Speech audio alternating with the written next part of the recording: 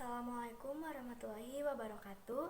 Perkenalkan, nama saya Faiza Wafa Rahmat, absen 10 dari kelompok 2. Perkenalkan, saya Hasna Hanan Ariko, nomor absen 11. Perkenalkan, nama saya Muhammad Diki Prayoga Sutisna, absen 21. Perkenalkan, nama saya Tasya Ivani, absen 35. Perkenalkan, nama saya Wafa Nabila Zahra, kelas 12 IPS 1, absen 36. Perkenalkan, nama saya Zalfa Resya Nazifa dari absen 38.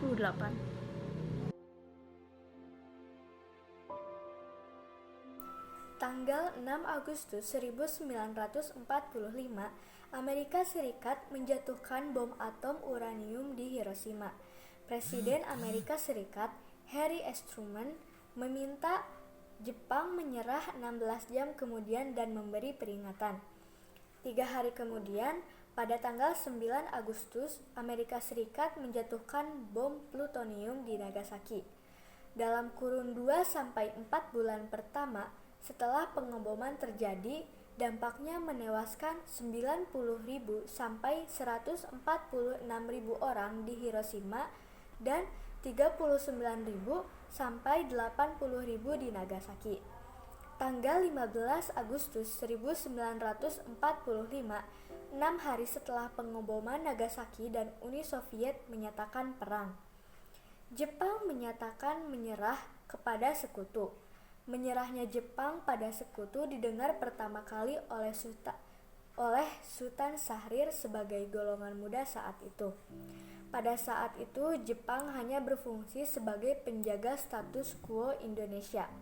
Di masa menjajah dan menguasai Indonesia, dengan menyerahnya Jepang pada sekutu, Indonesia saat itu mengalami kekosongan kekuasaan, yang dimana saat terjadi kekosongan kekuasaan tersebut kemudian dimanfaatkan oleh para pejuang saat itu untuk memerdekakan Indonesia.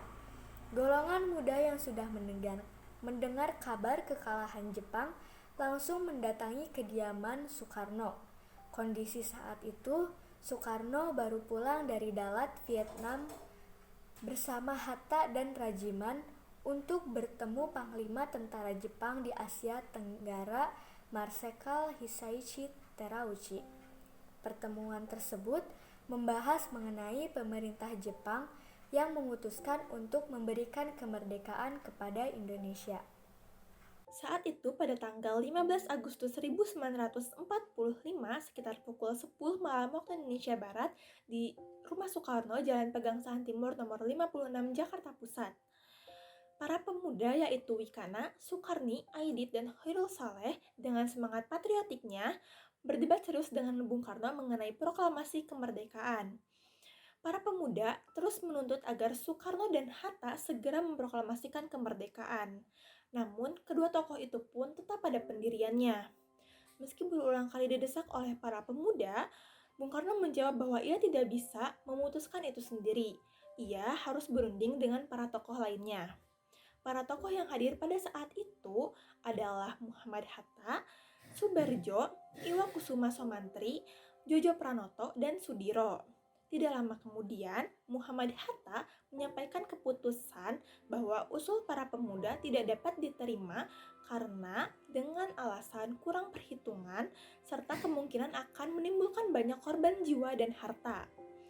Tanggal 15 Agustus 1945, saat itu dipimpin oleh Khairul Saleh di ruang mikrologi Jalan Pegangsaan Timur untuk membahas pelaksanaan proklamasi tanpa bantuan Jepang. Perkumpulan golongan muda tersebut diantaranya yang pertama, kelompok Asrama Menteng 31 yang dipelopori oleh Soekarno dan Khairul Saleh. Yang kedua, kelompok Asrama Indonesia Merdeka yang dipelopori oleh Subarjo. Dan yang ketiga, kelompok Asrama Mahasiswa Kedokteran yang dipelopori oleh Sultan Syahrir. Golongan muda mendesak agar Indonesia segera memproklamasikan kemerdekaan, sementara golongan tua lebih menghindari pertumpahan darah. Mengingat pasukan Jepang masih banyak di Indonesia, sehingga menunggu keputusan Jepang. Karena para pemuda tidak puas mendengar penjelasan Hatta, mereka mengambil kesimpulan yang menyimpang, yaitu menculik Bung Karno dan Bung Hatta agar kedua tokoh itu jauh dari pengaruh Jepang. Pada saat itu, wilayah yang sudah merdeka dari penjajahan Jepang adalah Rengas Dengklok, sehingga pada 16 Agustus 1945, Pukul 3 waktu Indonesia Barat, Soekarno dan Hatta oleh sekelompok pemuda dibawa ke Rengas Dengklok. Aksi penculikan itu sebenarnya membuat kecewa Soekarno. Soekarno marah dan kecewa. Namun, melihat keadaan dan situasi yang panas, Soekarno tidak memiliki pilihan lain, kecuali mengikuti kehendak para pemuda.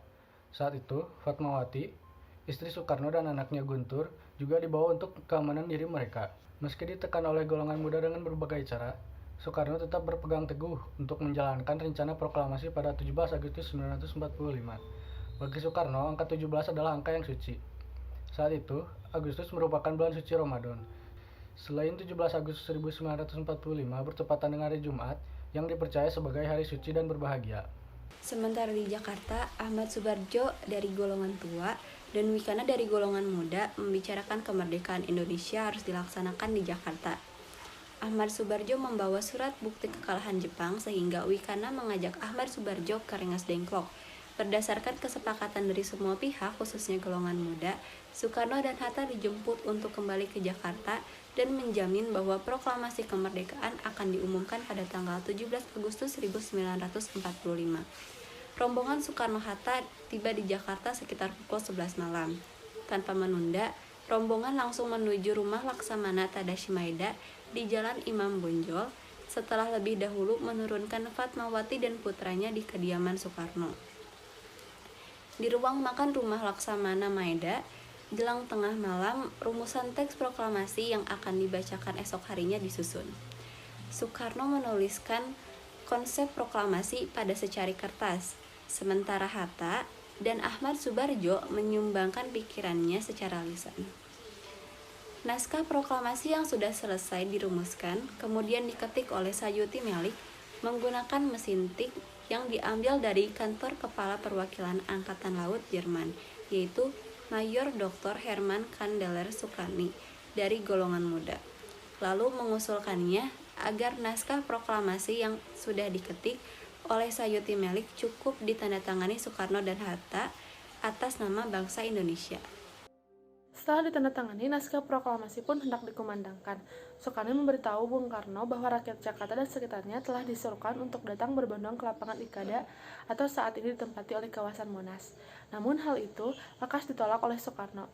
Tidak, lebih baik dilakukan di tempat kediaman saya di Pegangsaan Timur. Pekarangan di depan rumah cukup luas untuk ratusan orang, ujarnya. Pada pukul 5, para pemimpin bangsa dan tokoh pemuda keluar dari rumah Laksamana Maeda. Mereka telah sepakat untuk memproklamasikan kemerdekaan bangsa Indonesia di rumah Soekarno, Jalan Pegangsaan Timur, nomor 56, Jakarta pada pukul 10. Muhammad Hatta berpesan kepada pemuda yang bekerja sebagai pers di kantor berita untuk memperbanyak naskah proklamasi dan menyebarkannya ke seluruh dunia. Bendera yang dijahit dengan jahitan tangan Fatmawati Soekarno sudah disiapkan. Bentuk dan ukuran bendera itu tidak standar karena kainnya berukuran tidak sempurna. Sementara itu, rakyat yang telah mengetahui akan dilaksanakan proklamasi kemerdekaan telah berkumpul. Dengan suara yang jelas, Soekarno mengucapkan pidato pendahuluan singkat sebelum membacakan naskah teks proklamasi. Pembacaan naskah proklamasi pun berlanjut dengan momentum pengibaran sangsaka merah putih oleh Latif Hendraningrat, Suharto Kusumo, dan Sulastri Karma Trimurti. Usai pembacaan teks proklamasi, berita tentang proklamasi kemerdekaan Indonesia pun menyebar ke Sumatera, Jawa Barat, Jawa Tengah, Jawa Timur, Sunda Kecil, Kalimantan, Sulawesi, hingga ke Maluku. Tersebarnya berita proklamasi dengan berbagai cara, hingga secara perlahan dan bertahap menjangkau ke seluruh wilayah Indonesia, serta respon daerah saat menerima kabar tentang proklamasi kemerdekaan Indonesia adalah perkara yang penting untuk merekam bagaimana terbentuknya Negara Kesatuan Republik Indonesia serta dukungan rakyat terhadap NKRI. Sekian cerita sejarah yang dapat kelompok kami sampaikan. Terima kasih atas perhatiannya. Mohon maaf bila ada kesalahan kata. Wassalamualaikum warahmatullahi wabarakatuh.